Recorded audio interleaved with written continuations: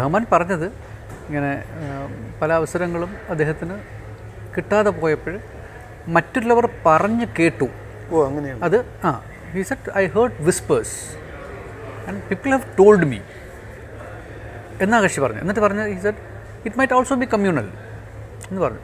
he said it in a passage. ഞാൻ പറയുന്നത് എന്നെ അതിൽ സർപ്രൈസ് ചെയ്തത് അതൊന്നുമല്ല.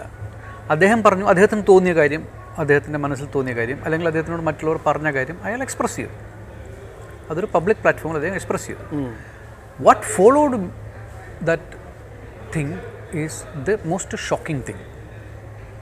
അപ്പോൾ അദ്ദേഹം അങ്ങനെ പറഞ്ഞതുകൊണ്ട് അദ്ദേഹത്തെ ക്രൂസിഫൈ ചെയ്യുക, അദ്ദേഹം പറഞ്ഞതുകൊണ്ട് അദ്ദേഹത്തിൻ്റെ റിലീജിയൻ വലിച്ചേച്ചു കൊണ്ടുവരിക, അദ്ദേഹത്തിൻ്റെ ഫാമിലി വലിച്ചേച്ചു കൊണ്ടുവരിക, അദ്ദേഹത്തിൻ്റെ വർക്കുകളെ താറടിച്ച് കാണിക്കുക.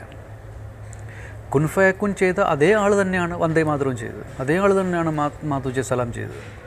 അപ്പം അദ്ദേഹത്തിൻ്റെ ലിഗസിയെ മൊത്തം ഒരു റിലീജിയസ് ഐഡൻറ്റിറ്റിയിൽ അദ്ദേഹത്തിനെ മുഴുവൻ താറടിച്ച് കാണിക്കുന്ന ഒരു ഡിസ്ഗ്രേസിലേക്ക് കൊണ്ടുപോകുന്ന ഒരു വലിയ പ്രവണതയാണ് ഞാൻ കണ്ടത്. എന്നെ ഷോക്ക് ചെയ്യുന്നത് അതാണ്. അപ്പോൾ ഒരു ആർട്ടിസ്റ്റ് എന്ന നിലയ്ക്ക് ഇന്ന് വർത്തമാന ഇന്ത്യയിൽ നമുക്കൊന്നും പറയാൻ പറ്റില്ലേ? നമുക്ക് തോന്നിയ കാര്യം പറയാൻ പറ്റില്ലേ?